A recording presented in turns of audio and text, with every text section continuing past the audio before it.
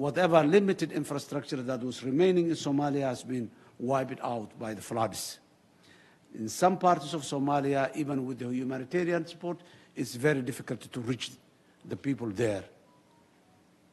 This is a very difficult, not only difficult, but makes it quasi impossible for the stabilization plan that the government has planned to take place in the liberated areas. That's the reality today in Somalia. The people of Somalia have endured immense hardship, yet they have shown remarkable resilience and determination in the face of adversity. This resilience is hardwired into the Somali spirit and has been boldly demonstrated, especially over the past year. Last year marked a turning point for Somalia's security as communities came together in an unprecedented manner to fight alongside the Somali National Armed Forces and liberate dozens of communities from Al-Shabaab in the central regions of the country.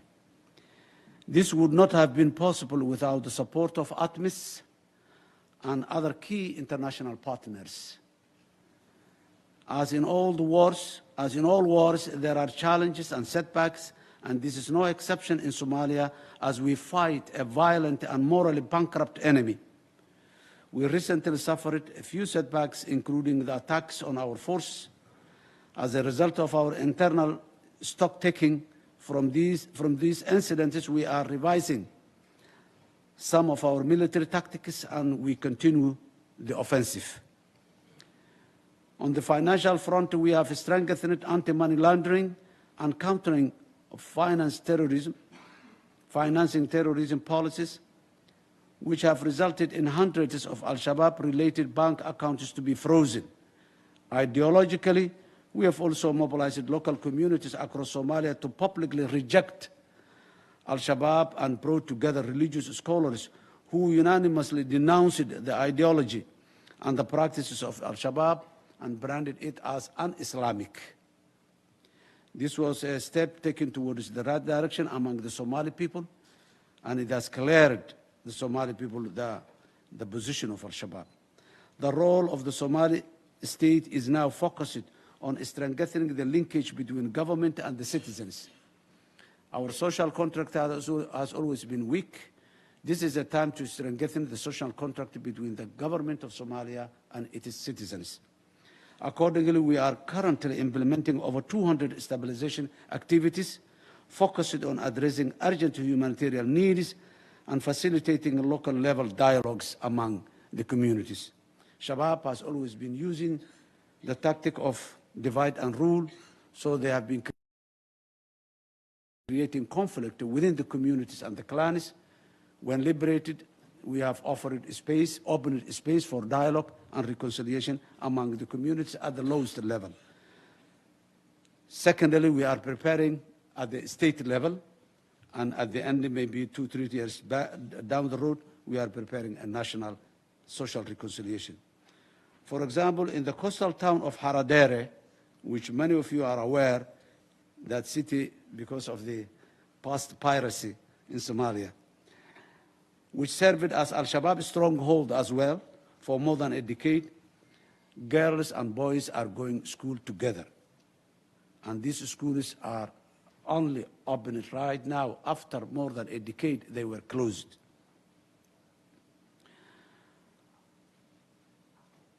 The primary school and the secondary school are reopened, and I'm determined to ensure that every child in every region has equal access to basic public service, including education and health.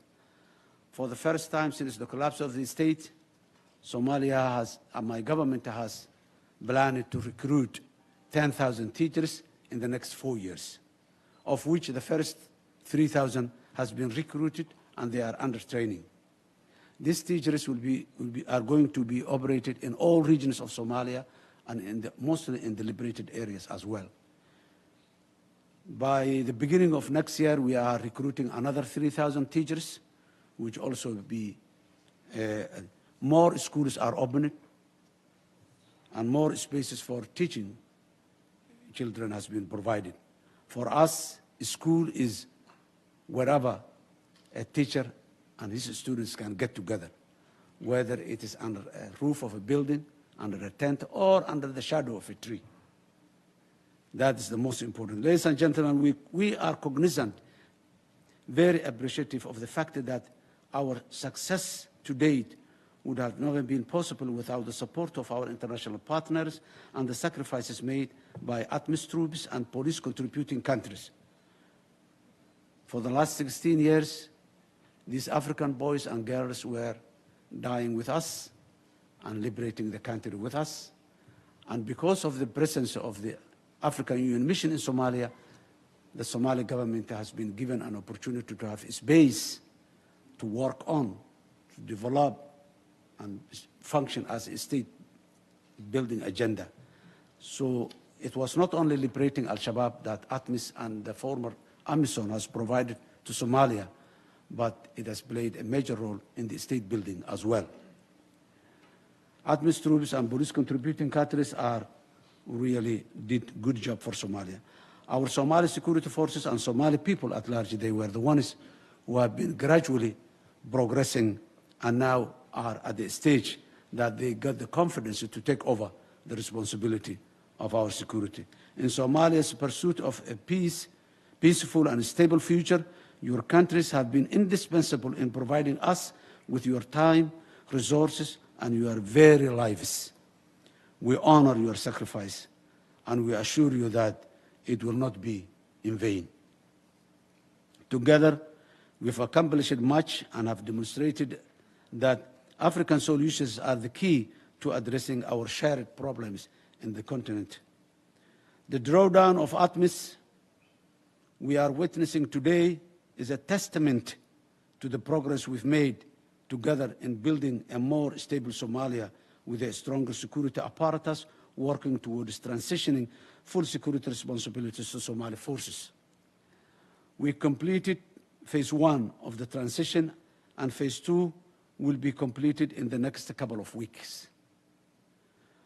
We have taken major steps on the security sector reform agenda in Somalia, and passing of revised national security architecture in March this year, 2023, will set the path for reforms and strengthen our security institutions further. In addition, the crucial enactment of enabling security-related legal frameworks has been set the foundations for strengthened civilian oversight, accountability, and transparency. I also welcome the historic UN Security Council decision to lift the arms embargo on Somalia after 31 years. This was a major achievement, and we are very much grateful for the United Nations in general and the United Nations Security Council in particular, who give that level of trust to Somalia. This is a milestone for Somalia, representing significant improvement in our weapons and ammunition management capacity, and it also enables us to have the capacity to equip the Somali armed forces as ATMIS forces drawdown continues. Ladies and gentlemen, we know that it's time for Somalia to take up full responsibility of its security. The achievement of this objective will not only benefit Somalia, but it will also contribute to regional and global peace and stability.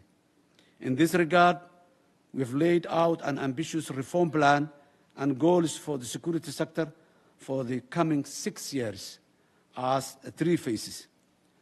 We are cognizant for the level of efforts required, the risks that may influence the base of reform, the resources challenges we are facing to achieve these goals. We have no illusion of how easy this will be. At the same time, we need to have this level of ambition to achieve transformational change we want in the security sector. Today, we will present our phased approach for building capable, accountable, and affordable Somali security forces.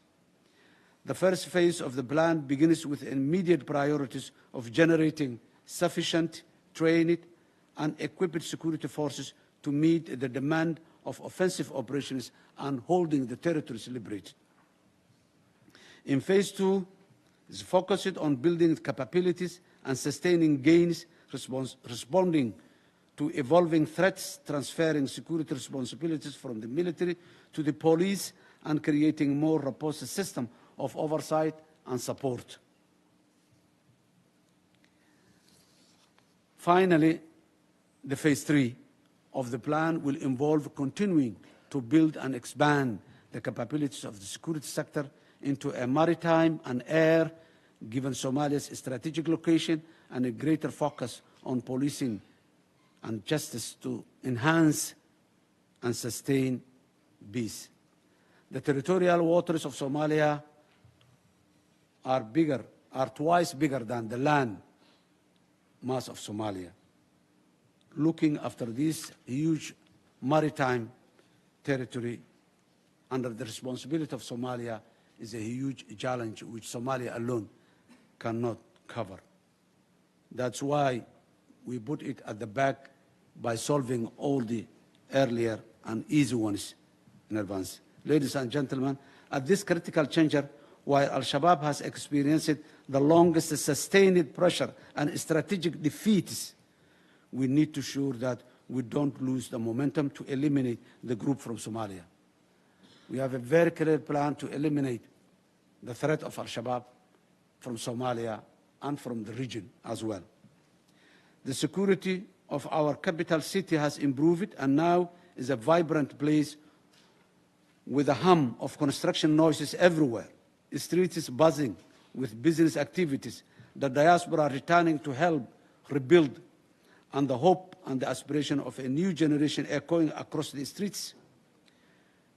These are testaments to what investment in peace can bring.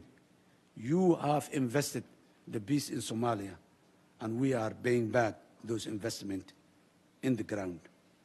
Our success in the past years have shown us that the strategy of containment is no longer viable. We cannot contain Al-Shabaab in Somalia. We need to eliminate Al-Shabaab from Somalia, degrading and at the end eliminating their threat. And we must plan to defeat Al-Shabaab once for all. The Somali government has a very clear plan in defeating Al-Shabaab militarily. Now, ideologically, it may continue sometime, but we wanted to take Al-Shabaab to a level where they are not a threat anymore to Somalia and to our neighboring countries. To achieve this, it is crucial now, more than ever before, for the international community to support Somalia in building the required capabilities. We recognize that we are operating in a resource-constrained environment, but investment in Somalia, especially when viewed against the backdrop of the current significant challenges, have yielded already results. Therefore, given the Somali security sector is embarking on a new phase of its development, there must be a shift in the modalities, nature, and focus of international support toward Somalia. This will enable Somalia to play the primary role in its implementation. As such, the next phase of development should be marked by greater focus on using the country system. That will not help only the intended support for the security sector or for the development sector, but it will capacitate and develop the capacity of our public finance institutions, which are now at a level that they have gained the trust of our international partners and systems. This will build the capacity of our national institutions.